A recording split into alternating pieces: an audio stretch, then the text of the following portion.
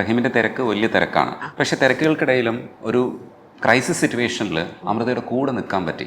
എനിക്ക് തോന്നുന്നു അത് സാധാരണഗതിയിൽ സാധിക്കാത്തതാണ്. നമ്മൾ മാനേജ് ചെയ്യാനാണ് ശ്രമിക്കുക, വേറൊരാളെ നിർത്തുക, അങ്ങനെയൊക്കെ ചെയ്ത് മാനേജ് ചെയ്യാൻ ശ്രമിക്കുക.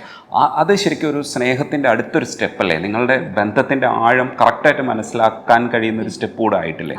അതിനെ പിന്നീട് വ്യാഖ്യാനിച്ചപ്പോൾ എങ്ങനെയാണ് അമൃതയ്ക്ക് തോന്നിയത്? നേരത്തെ നമ്മൾ ചോദിച്ചില്ലേ നിങ്ങൾ എങ്ങനെയാണ് പ്രണയിച്ചത്, ഞങ്ങൾ പറഞ്ഞില്ലേ ഞങ്ങൾ ശരിക്കും ഇപ്പോഴാണ് കുറച്ചും കൂടെ പ്രണയിക്കുന്നതെന്ന് പറഞ്ഞില്ലേ. ഞങ്ങൾക്കും ഈ കല്യാണമൊക്കെ കഴിഞ്ഞപ്പോൾ ഞങ്ങൾ വിചാരിച്ചു ഇതൊക്കെ അവസാനിച്ചു. കാരണം വെച്ചാൽ വിളിക്കാനോ മിണ്ടാനോ ഒന്നും പലപ്പോഴും സമയം കിട്ടാതെ അങ്ങനെ ഒരു പോയിക്കൊണ്ടിരുന്ന ലൈഫായിരുന്നു. കുഞ്ഞുങ്ങളായി, അതിൻ്റെ തിരക്കുണ്ട്, ജീവിതത്തിൻ്റെ പ്രയാസം, അങ്ങനെയൊക്കെ അങ്ങ് പോയി.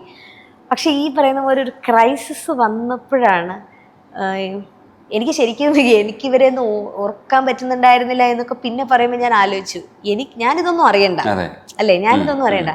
പക്ഷെ ഇവരൊക്കെ എന്തുമാത്രം അത് സഫർ ചെയ്യാൻ വിഷമിച്ചിട്ടുണ്ടാവും. ഞാൻ പലപ്പോഴും ഒരു വലിയ പരാതിക്കാരിയായിരുന്നു. ഇപ്പോൾ ഒരു ഹോസ്പിറ്റലിൽ പ്രസവിക്കാൻ പോയപ്പോൾ പോലും ഒറ്റയ്ക്ക് പോയിട്ട് ഞാൻ എപ്പോഴും പറയും, ഞാൻ കൂത്തുപറമ്പ് രക്തസാക്ഷിത്വത്തിന് പോകുന്നൊരു ദിവസം അല്ലേ, രണ്ടാമത്തെ ആളുടെ അപ്പം എന്നോട് പറയും ചിലപ്പോൾ ഞാൻ വരലുണ്ടാവൂല, അതിന് മുമ്പേ ആണ് നടക്കുന്നതെങ്കിൽ അങ്ങ് പ്രസവിക്കുക എന്ന് പറഞ്ഞിട്ടാണ് SAT ഹോസ്പിറ്റലിലാക്കിയിട്ട് പോകുന്നത്. അപ്പം ഞാൻ ഇത് ആരെങ്കിലും ഒന്ന് സൈൻ ചെയ്യേണ്ടി വരുമല്ലോ, അത് പുറത്ത് ആരെങ്കിലും ഉണ്ടാവും എന്നൊരു വാക്ക് പറഞ്ഞിരുന്നു. അപ്പം ഞാൻ ഉള്ളിലാണ്, എനിക്ക് വേറെ ആരും അപ്പോൾ സഹായം വേണ്ട, പ്രസവിച്ച് കഴിഞ്ഞിട്ട് ആരെങ്കിലും ബൈസ്റ്റാൻഡർ മതിയല്ലോ.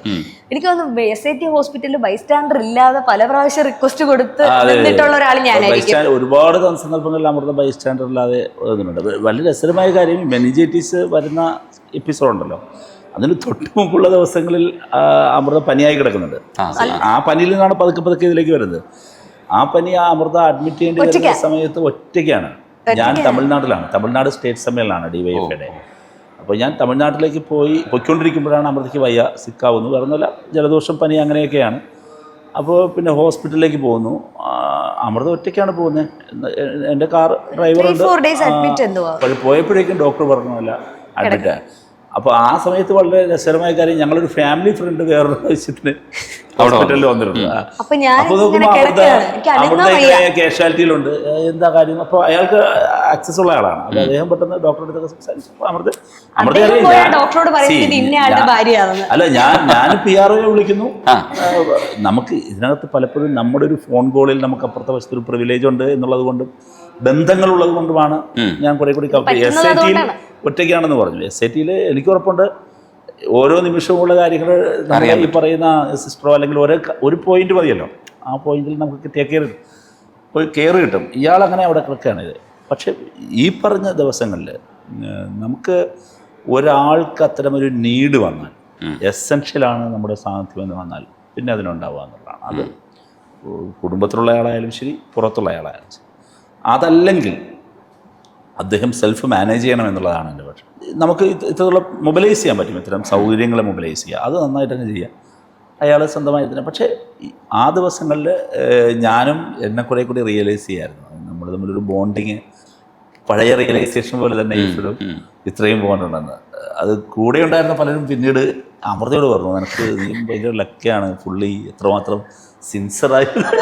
ഞാനവരോട് വഴക്കില്ല, നമ്മൾ ചുമ്മാ വെറുതെ അഭിനയിച്ചതായിരിക്കും നിങ്ങളുടെ മുന്നിൽ പറയും. പക്ഷെ അപ്പൊ അവരൊക്കെ എന്നെ ദേഷ്യപ്പെടും, ഇങ്ങനൊന്നും പറയരുത് കേട്ടോ, ആ സിറ്റുവേഷനിൽ ഞങ്ങളെ കണ്ടാന്നൊക്കെ ഞാൻ പറഞ്ഞു. അവരാണല്ലോ നമ്മൾ ഒരുമിച്ചുള്ളത്. അപ്പൊ എൻ്റെ കൂടെ നിൽക്കുന്ന, അതിപ്പോഴും ഞാൻ പറയാം, അതിൻ്റെ കൂടെ ഉണ്ടായിരുന്ന എൻ്റെ കോംറേഡ്സാണ്, സഖാക്കളാണ്, ഒത്തിരി പേരാണ്.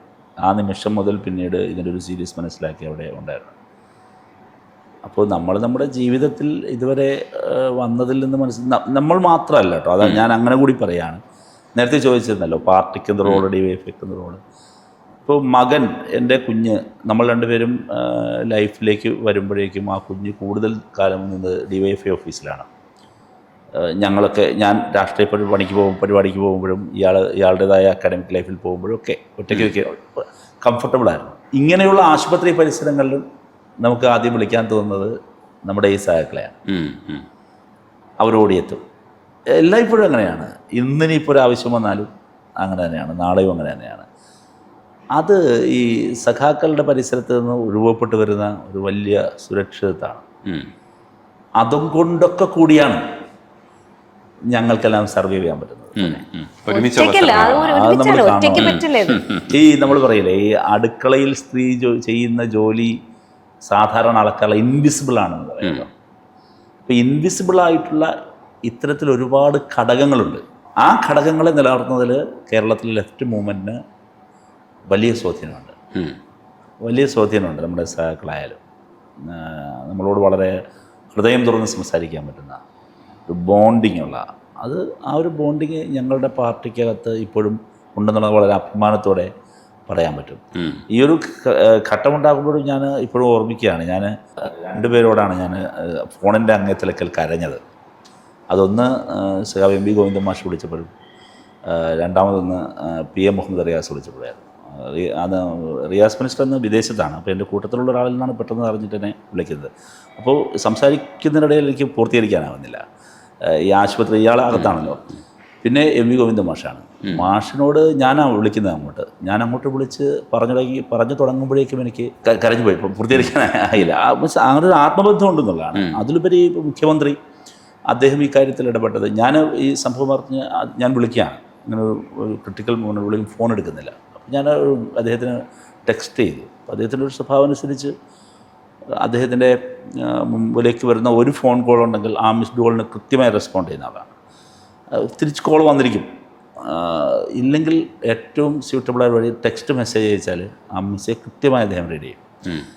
അപ്പം ഞാൻ അവിടെ ഇരുന്ന് അപ്പോഴാണെങ്കിൽ ഞാൻ അദ്ദേഹത്തോട് ഒരുപക്ഷെ കരഞ്ഞനെ, പക്ഷെ ഞാൻ മെസ്സേജ് അയച്ചു. ആ മെസ്സേജ് വായിച്ചതിന് ശേഷമാണ് പിന്നീട് അദ്ദേഹം തിരിച്ചു വിളിക്കുന്നത്. കുറേ കഴിഞ്ഞിട്ടാണ് വിളിക്കുന്നത്. എന്നെ വിളിക്കുമ്പോൾ സൂപ്രണ്ടിനെ വിളിച്ചു കഴിഞ്ഞിരുന്നു. അതുമായി ബന്ധപ്പെട്ട് അടുത്ത് എന്താണ് ചെയ്യേണ്ടതെന്നതിനെ സംബന്ധിച്ച് അദ്ദേഹം ഒരു പ്ലാൻ ഉണ്ടാക്കിയിരുന്നു. ആ പ്ലാൻ വെച്ചിട്ട് വേറൊരു ഹോസ്പിറ്റലിലെ ന്യൂറോളജിയിലെ ഏറ്റവും പ്രധാനപ്പെട്ട ഒരാളെ മുഖ്യമന്ത്രി നേരിട്ട് വിളിച്ചു കഴിഞ്ഞിരുന്നു. ഇതെല്ലാം കഴിഞ്ഞിട്ടാണ് തിരിച്ചെന്നെ വിളിക്കുന്നത്. അപ്പോൾ ഞാൻ ഫോൺ എടുക്കുമ്പോഴേക്കും പിന്നീട് എന്താണ് അപ്ഡേഷൻ എന്ന് ഞാൻ പറയുന്നതിനേക്കാൾ നന്നായി സൂപ്രണ്ട് വിശദീകരിച്ച് കഴിഞ്ഞിരുന്നു. എന്നിട്ട് പിന്നീട് എന്നോട് ഇങ്ങോട്ട് നമുക്കിങ്ങനെ ഒരു പ്രോട്ടോകോൾ പുള്ളി ഇങ്ങോട്ട് ഇന്നൊരു പ്ലാൻ നമുക്ക് ചെയ്യാം, പ്ലാൻ ഇങ്ങോട്ട് പറയുമായിരുന്നു. അപ്പോൾ അത് തരുന്നൊരു ആത്മവിശ്വാസം ചെറുതല്ല. അത് ചിലപ്പോഴൊക്കെ അമൃത പറയുന്നൊരു കാര്യമുണ്ട്, മക്കളോട് നമുക്കെന്തെങ്കിലുമൊക്കെ പറ്റിയാലും നിങ്ങൾക്കൊക്കെ ധൈര്യമായി കയറി ചെല്ലാൻ ഉള്ള ഓഫീസാണിതെന്ന് AKG സെന്ററിനെ എപ്പോഴും ഇങ്ങനെ എപ്പോഴും അതുവഴി പോകുമ്പോൾ ഞാൻ പറയും, എന്തെങ്കിലും നാളെ എന്തെങ്കിലും ഞങ്ങൾ ആരില്ലാതെ നിങ്ങൾ ഒറ്റപ്പെട്ട് പോയാൽ, കാരണം നമ്മൾ പറയില്ലേ ഇന്ന ആളുണ്ടെന്നൊക്കെ പറഞ്ഞാൽ ഒന്നുമില്ല, ഈ ഓഫീസിന്റെ പടിയിൽ വന്ന് നിന്ന് എന്ത് വേണേലും ചോദിക്കാം, നിങ്ങൾക്ക് ധൈര്യമായിട്ട് അവിടെ പോയിരിക്കാം എന്ന് പറയാൻ ഞങ്ങളെ അവരെപ്പോഴും. അതുകൊണ്ട് AKG സെന്റർ കാണുമ്പോഴൊക്കെ ഞാൻ പറയും, അല്ലെങ്കിൽ അവിടെ ഏതെങ്കിലും ഒരു പാർട്ടി ഓഫീസ് കണ്ടാൽ നിങ്ങൾ അവിടെ ചെന്ന് നിങ്ങളുടെ ആവശ്യം നിങ്ങൾ പറഞ്ഞാൽ മതി എന്ന് പറയും. ഈ ഒരു മേഖല വളരെ പ്രധാനപ്പെട്ടതാണ്. പിന്നെ ഞങ്ങൾ ഇപ്പോൾ വളരെ കോൺഷ്യസ് ആയി ചെയ്യുന്ന വേറൊരു കാര്യം കൂടെയുണ്ട്. ഞങ്ങളുടെ ഈ രാഷ്ട്രീയ പരിപാടികളിലൊക്കെ തന്നെ പരമാവധി എത്താൻ പറ്റുന്നിടത്ത് കുഞ്ഞുങ്ങളെ കൂടി കൊണ്ടുപോകും. അപ്പോൾ എന്താണ് ഞങ്ങളുടെ പരിസരം എന്താണ് അത് അവർക്ക് പെട്ടെന്ന് മനസ്സിലാക്കാൻ പറ്റണം, അവരത് അറിയണം എന്താണ്. അവരുടെ രാഷ്ട്രീയ നിലപാടുകൾ അവരുടേത് തന്നെയാണ്. പക്ഷേ ഇതൊക്കെയാണ് ഞാൻ പോകുന്ന മേഖല എന്ന് അവരെ അറിയിക്കണ്ടേ, അവരെ കാണിക്കണ്ടേ. അല്ലെങ്കിൽ നമ്മുടെ ആളുകളോട് ഇപ്പോൾ എൻ്റെ ഈ പറയുന്ന DYFL എനിക്കൊപ്പം പ്രവർത്തിച്ച എല്ലാവരുമായിട്ടും ആത്മബന്ധം ഞാനും അവരും തമ്മിലുമുണ്ട്, കുടുംബങ്ങൾ തമ്മിലുമുണ്ട്. ഇപ്പം എൻ്റെ സംസ്ഥാന പ്രസിഡൻ്റായിരുന്നു സതീഷിൻ്റെ മക്കളും എൻ്റെ കുഞ്ഞുങ്ങളും എന്നോടൊപ്പം സംസ്ഥാന ട്രഷററായിരുന്ന SK സജീഷിൻ്റെ വൈഫും എൻ്റെ വൈഫും തമ്മിലും സജീഷിൻ്റെ കുട്ടികളും എൻ്റെ കുഞ്ഞുങ്ങളും തമ്മിലും ഒക്കെ ഉള്ളത് വളരെ തിക്ക് റിലേഷനാണ്. ദൂരെ ആയതുകൊണ്ട് അവർക്ക് എന്തും കാണാൻ പറ്റുന്നില്ല എന്നുള്ളത് മാറ്റിവെച്ചാൽ അവരൊക്കെ തമ്മിലൊരു ആത്മബന്ധം രൂപപ്പെടുന്നുണ്ട്. ഇപ്പോൾ കോന്നിയമ്പിൽ ജനീഷ് കുമാർ എന്നോടൊപ്പം സെൻട്രൽ പ്രവർത്തിച്ച ആളാണ്. ഞങ്ങൾ ഒരുമിച്ച് ടീമായിരുന്നു ഇവരെല്ലാവരും. ജനീഷിൻ്റെ കുട്ടിയും മക്കളും എൻ്റെ മക്കളെന്നൊക്കെ പറയുന്നത് വളരെ തിക്ക് ഫ്രണ്ട്സാണ്. അപ്പോൾ ഞാൻ പറയുന്നത് ഇങ്ങനെ ഒരു പരിസരത്തെ രൂപപ്പെടുത്തിയെടുക്കുക, അതാണ് അവരുടെ ഒരു നല്ല എന്താ പറയുക കംഫർട്ടബിൾ സ്പേസ് എന്ന് അവർക്കും തോന്നണം. തീർച്ചയായും.